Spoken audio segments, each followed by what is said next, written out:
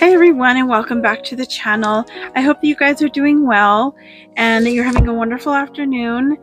If you guys have any prayer requests or anything like that that you want to share, or questions you have, don't forget to leave them in the comments below. I'd love to hear from you guys. So now I'm going to get into Love Heals by Becca Stevens. I've been reading through this book for a while now and sharing just different quotes and different things out of them. So today we are in chapter 9, and that one is called Love Heals by the Mercy of God, Accepting God's Greatest Gift in Gratitude. And this is the photo that is there. Isn't that wonderful? I just love to look at the way the leaves are made. We have an apricot tree out here, and they look very similar to this. And I've picked a few, and I think I have some saved somewhere in a book. When I got them once when they were green, when they're turning just a little, and then when they got that real orangey color. So I love to keep all that stuff. It just amazes me, God's creation. So this chapter is a lot about mercy and how much we need mercy. We need to give mercy, and how undeserving we are of the mercy of the Lord. But he willingly gives it to us when we come to him humbly, repentant, and ready to receive that healing, and that we are grateful for it as well. Here I underlined a few things, and I'm going to share those with you. Here she's talking about her sister who has a doctorate in health and human performance. So, she does, she helps people who have spinal cord injuries that need to learn how to walk again. But she says here, and this really has stuck to me, and maybe because I'm on my own journey to healing for different aspects of my life and different things going on, and it really made me think about how I face the things that are coming at me, whether if it's health related or whatever, any kind of hardship or trial, right? So here she says, if you ask her about the single best thing people can use to help their healing, she will say hope. If you ask her what the biggest barrier to healing is, she will say despair. We would all despair without God's mercy, and there would be no hope. Mercy is a quality that allows us to hope and heal.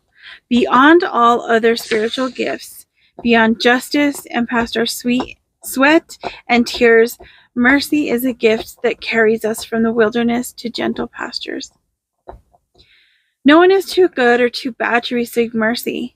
It is offered to us by our God, who is rich in mercy and offers it to us out of great love and compassion. And she references Ephesians 2:4. And I'm going to go ahead and read that now, because I know I might forget when I go back and at the end of the chapter. So I'll just go ahead and read it right away. I should have had my Bible out right away.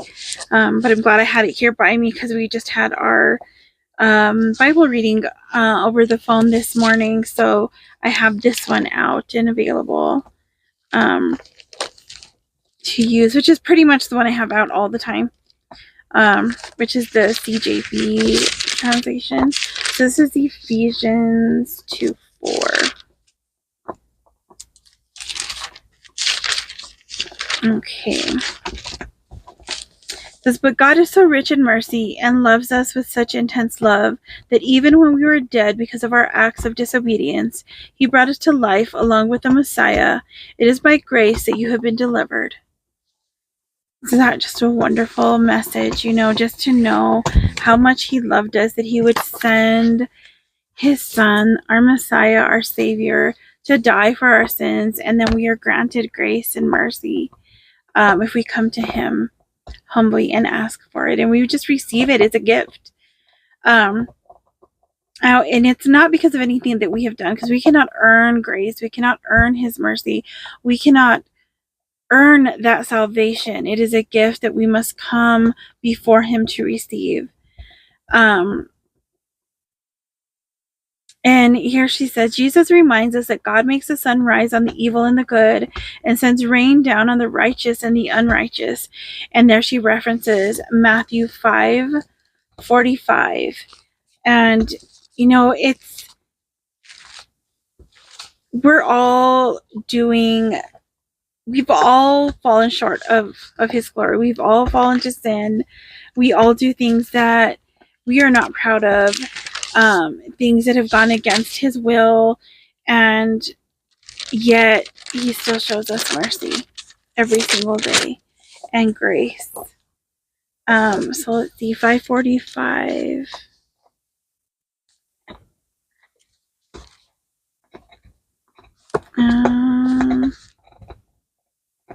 Here, it's hard for me to see with the smaller letters. Then you will become children of your Father in heaven, for he makes his sun shine on good and bad people alike, and he sends rain to the righteous and the unrighteous alike. And the thing is, he's not going to force us to choose him. He's not going to force us to accept the gift. We have free will. He's just there waiting for us to come and receive it. In here she says, beyond justice, mercy lives. And when mercy is alive, there is hope, even in places that once felt dead. We may cry out for justice, we may pray for forgiveness, but with mercy we weep, because by its nature it is such a humbling and holy word. And, when you think about all the times that you've been extended mercy, and, whether it be in a situation where it's from the Lord, if it's something that someone else has extended mercy to you, or you've had the opportunity to do it, it's a wonderful experience. Here she says that we may not remember how we have been shown mercy in such a dramatic way, but we all have experiences of it.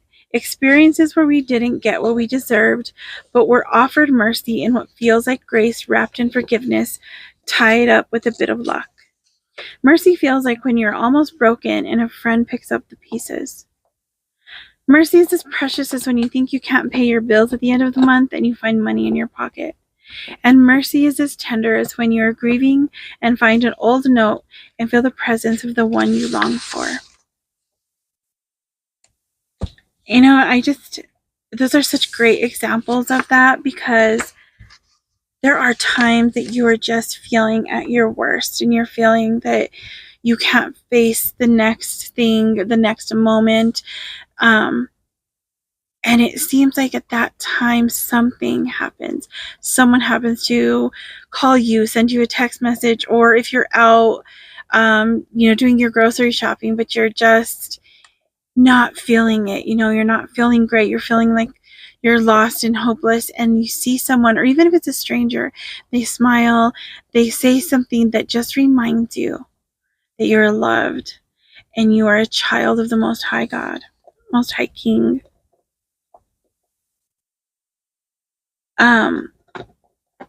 Let's see, and here she talks about this next part of the chapter is called Recycling Mercy. To be on the receiving end of God's mercy can cause our tears of joy to overflow, bring us to our knees, and leave us with a grateful heart. Afternoon coffee.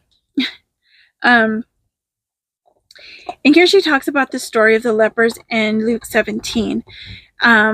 She shares how Jesus has shown mercy on the 10 lepers by healing them from their terrible disease, and only one of them returns to him and gives him thanks for that miracle. And he tells him, "Rise and go, your faith has made you well." So here she shares, this is the crux of the matter in mercy. God may heal us, but to be truly made well, we need to accept that healing and express gratitude for the mercy we have been shown. Otherwise, we may continue to run from our past, even though we have been given reprieve.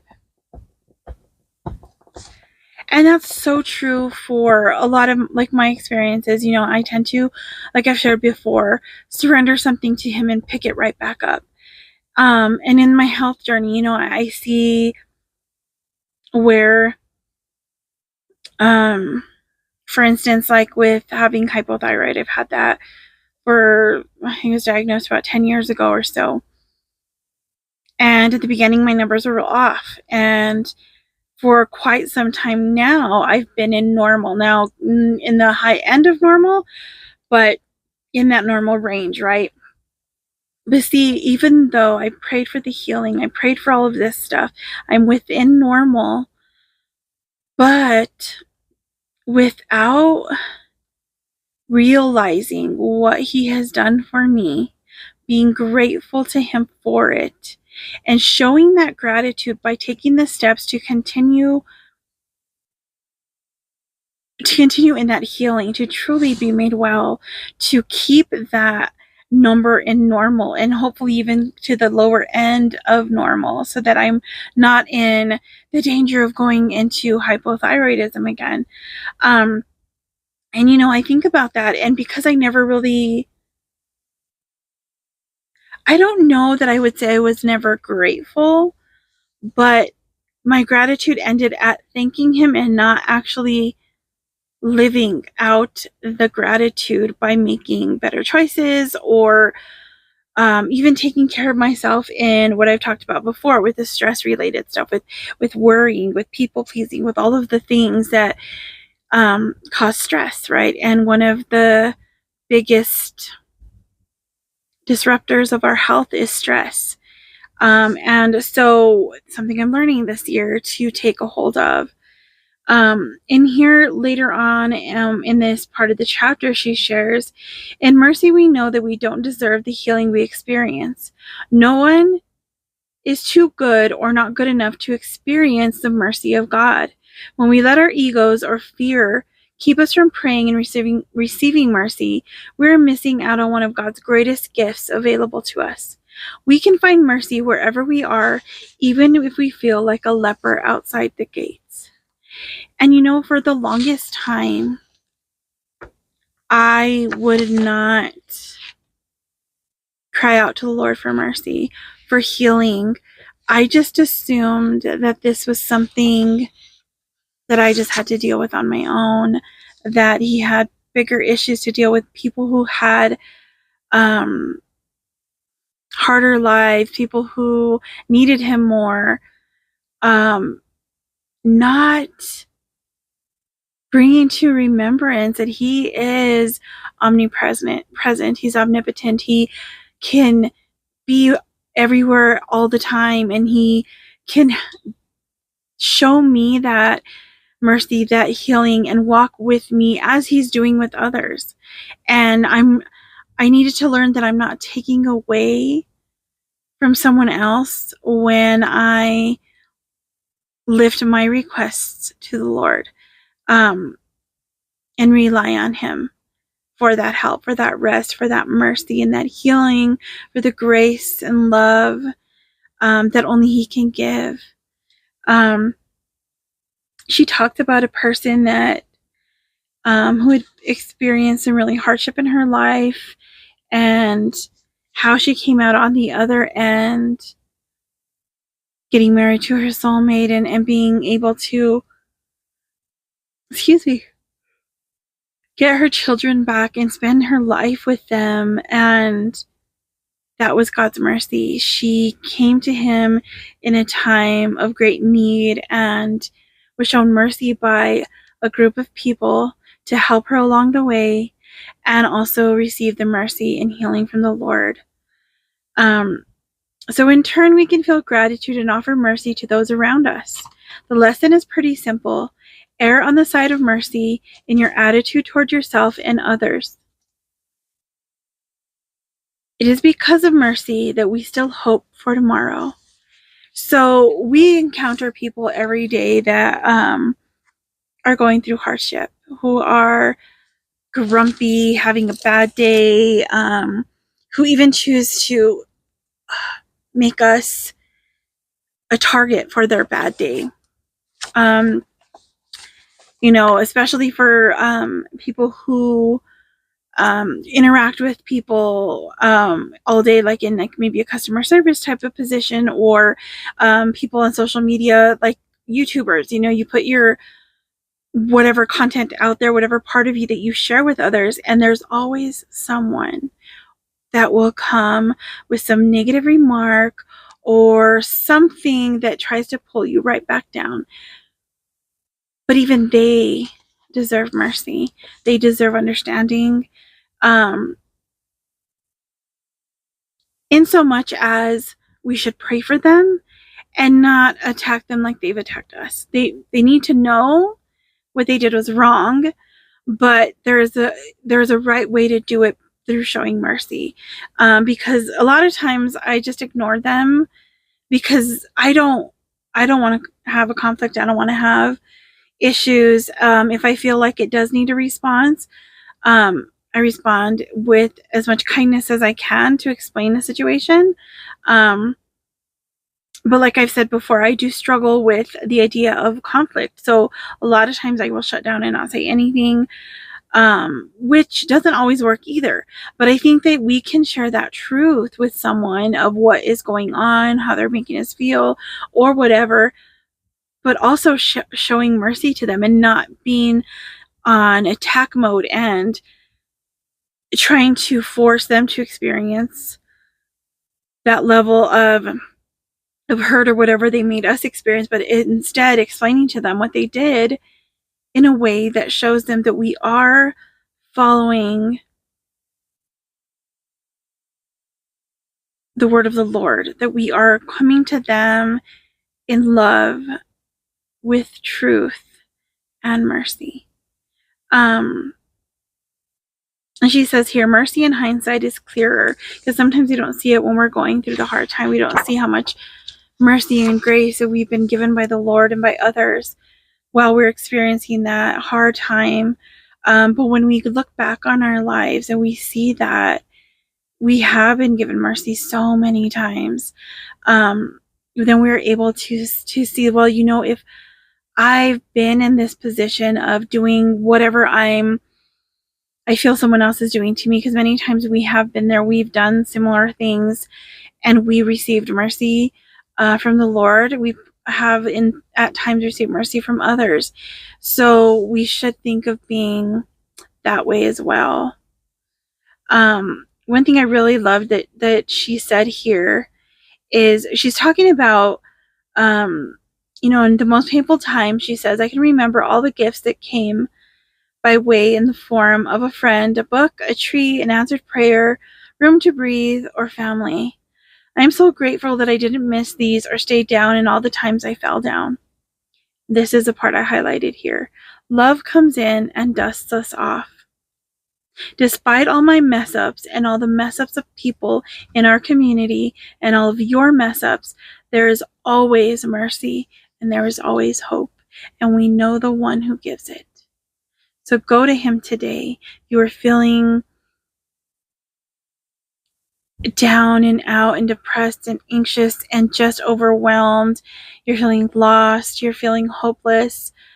All of those things, those are just lies from the enemy. Yes, we may be struggling. Yes, we may be in a hardship, but we are not hopeless. We are not in a position that we can never get up from. Even with health issues, like there are days I can't do much at all. The pain is so bad, or whatever, like just feeling sick, which yesterday was one of those days where the side effects of this medication were pretty bad, and just interacting, I think, with just a lot of the other things with the weather and with having autoimmune, all of those things. And I think sometimes I can't do anything. Like I can't, I feel like at times I'm losing that hope. But then I'm reminded that even then, even there, even if he doesn't take that thorn from our side, like Paul talks about, we can give him glory and give him thanks, because he is still good and there's still a plan, there's still a purpose, there's a purpose for everything. And there is always mercy and there is always hope. I'm going to read the prayer that she has here at the end of the chapter. It's called a prayer when we feel vulnerable. Compassionate God, speak to me in whispers and sweet silence. This day has left me so tender, a breeze could break my heart. Be present as I take my rest, and visit me with kind angels. In my resting, strengthen my desire for courage. Enkindle my heart to face the worries of a new day. I don't know if it's supposed to be rekindle. Inspire me with a new thought to carry me through. Renew a right spirit within me to fight injustice. Let my tears be a sign of compassion, not weariness. Let my grief be a sign of my love, not my despair. You are the Holy One who knows that in my weakness I find your strength. And, I think of these things, and he's such a compassionate God. And there are times that you're at the verge of that breaking point where any small thing could just set you off and completely destroy your world. But take a moment to sit with the Lord and find rest in Him. He has called us, if you're weary, to go to Him, and you will find rest. He will give you strength and courage to face the worries of the day, to face the issues that you're dealing with. And even in your weariness, He will help you. He'll be with you. He'll walk with you. He'll carry you if you need to be carried. And I love this part. It says, let my grief be a sign of my love and not my despair. With so much loss in so many people's lives, in my family alone, and in less than 2 years, we lost 6 family members, one of those being my mom.